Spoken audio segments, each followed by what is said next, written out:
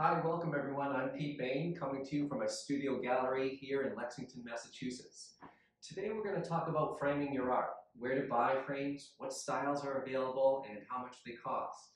So these are some of the most common questions that come up in class.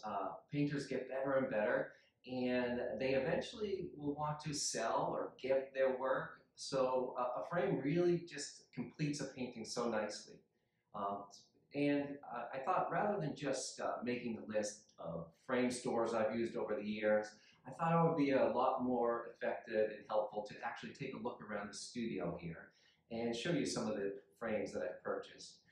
This will allow you to see how they look in the paintings, and we can talk about what I like or don't like about them, pros and cons of each of the styles. I've used maybe a dozen different vendors over the years, and a quick look around this studio, you'll see what a hot mess of styles I've accumulated in my search for the perfect frame.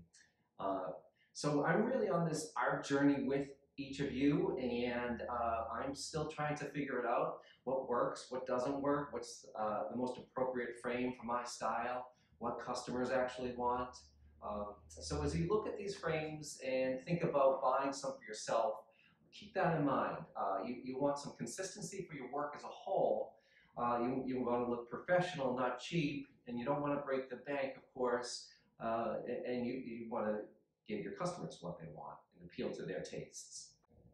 I think of frames in three major groups: do-it-yourself frames, ready-made frames, and custom high-end frames. Okay, for do-it-yourself frames, there's a number of ways you can do it. The first one is you can actually refurbish an old frame. There's lots of places where you can pick up an old frame that's made out of good quality woods.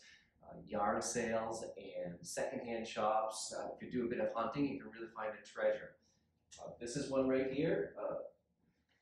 I think this was picked up on trash day, and it's got some mold spots, and it's a little bit ragged, but I think it could be really serviceable with some sort of finish.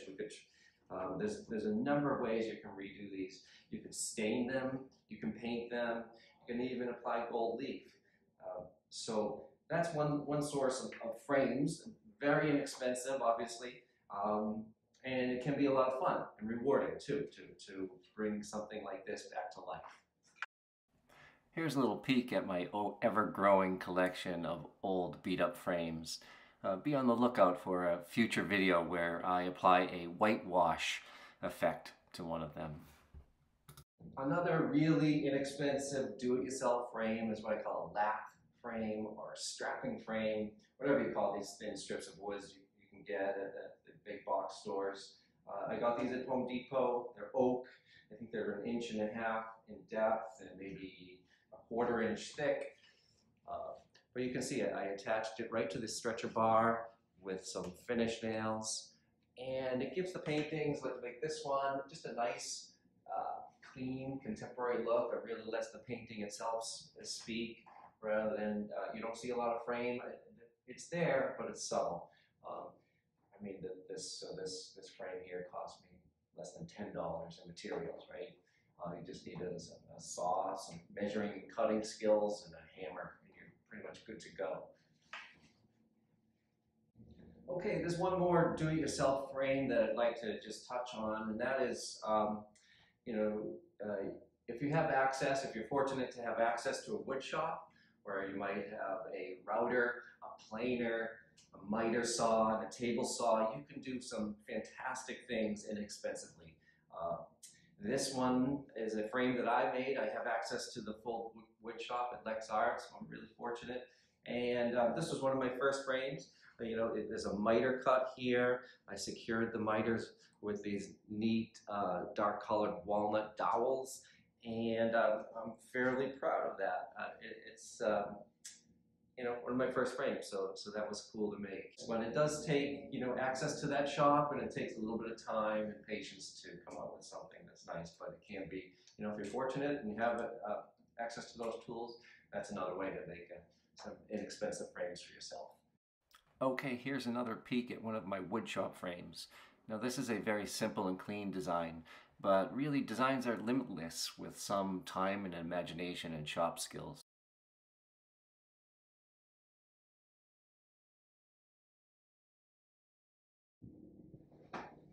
All right, so let's move on to ready-made frames, or what they also call gallery frames. Sometimes you'll see them classified as plein air frames.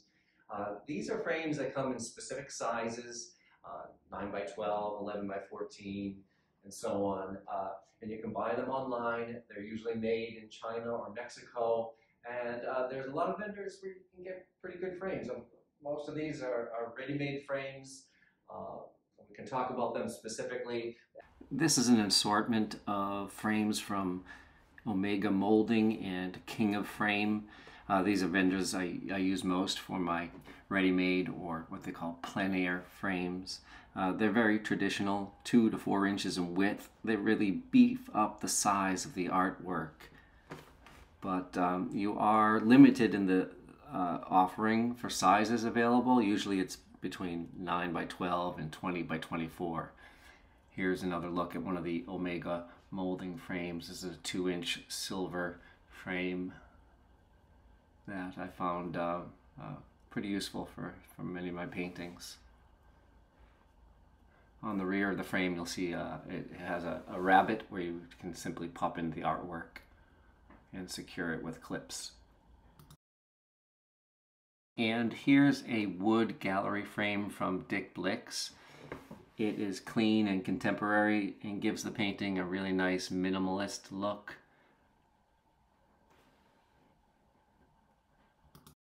A larger version of the wood gallery frame from Dick Blick. One of the advantages of this frame, besides its good looks, clean looks, is it's modestly priced, and it's also available in a wide variety of sizes. A disadvantage I found is that when attaching your artwork to the back with clips and screws, the wood can actually split. It's very thin. There's not much to drill into there.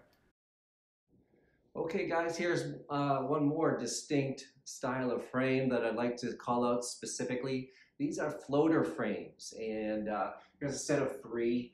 They're clean and contemporary. They're very minimalistic, but they really look great on a wall, especially in a grouping. You can get them in any size. They're modestly priced. There's a number of vendors out there for them. One of the big ones is Ampersand, and I believe they're distributed through Jerry's Artorama. That's where I got these. You can see that the painting appears to be floating. There's no edge on it. You can use stretched canvas with floater frames, or you can also use panels. And I'll show you, the back side. With a panel, you use these little blocks to kind of prop the frame up, prop the panel up off the surface of the frame. So that's a nice option. Really easy, and if you go in this direction, I think clean contemporary is a style that more and more people are looking for, customers are looking for, and it just gives a, when you have cohesion with the frames, your work starts to look more professional and just easier to digest as a whole. The Ampersand frame and its packaging, offered from both Dick Blick and Jerry's Autorama. It is 1 1/2 inch depth. You also have a 7/8 inch depth available, and they do provide these blocks in case you are using panels, so that you can use a panel with the frame. Here are a couple of examples of floater frames from pictureframes.com. This one here is the pecan variety, and what's really cool about getting floater frames from pictureframe.com is that you can get any size you can dream of, down to the 1/4 of an inch.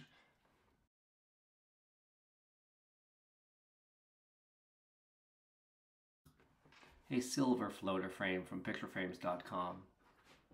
They provide all the hardware and the hanging wire and clips, so that's very convenient. Okay, and the final group of frames that I'd like to mention is a custom frame from, you can get it from the corner frame shop, or there's wonderful artisans all over the country where you can buy these beautiful handmade frames, one-of-a-kind frames, and they're very expensive, but they are gorgeous. So if you have a special painting and you want to keep it for yourself or make it a special gift, this is an option. They do cost hundreds of dollars for a modestly sized frame, and you will wait several weeks for it, if not months, to get manufactured. But you know, they you can get any style you want. You can suit it to your painting. You can suit it to the person you're gifting to or selling to. So that's an option. Here's an example of one. This frame here, which I really just adore, would cost several $100s. I'm not certain it works perfectly with this painting, but I do love the frame, and it's beautiful. So that's an option for you all, and something to consider for a really special painting.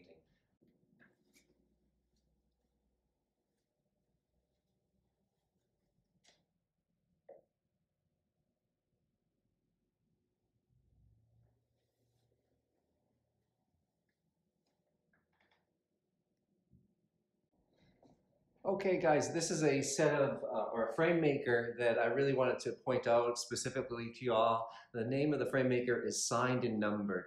They're based in Utah, and they make these beautiful handmade frames. They're very reasonably priced.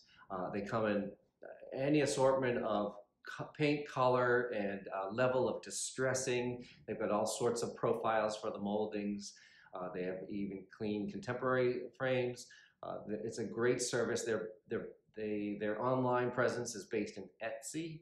So if I'll provide a link in the notes to them, but I've used them very, very successfully over the years for my smaller pieces, stuff that you might hang in your bathroom or in a hallway somewhere or in your kitchen. These are cute, fun, and beautiful frames. Highly recommend them.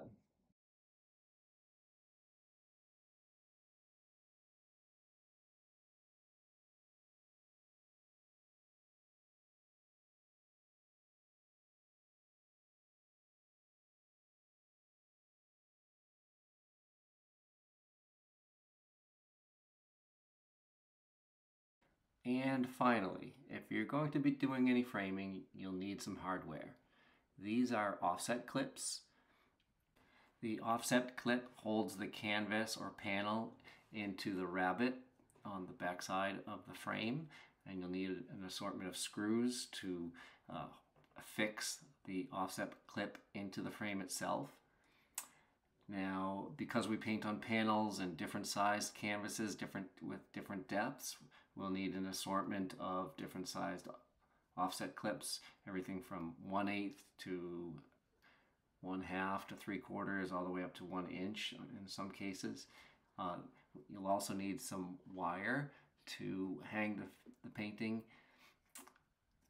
The wire is held to the frame using these D-clips.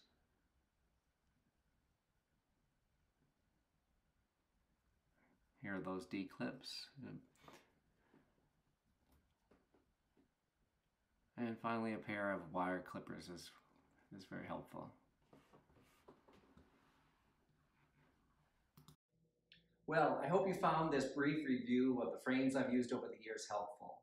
I'd love to hear about what frames you're using in your work, so please leave a comment and click the like and subscribe buttons.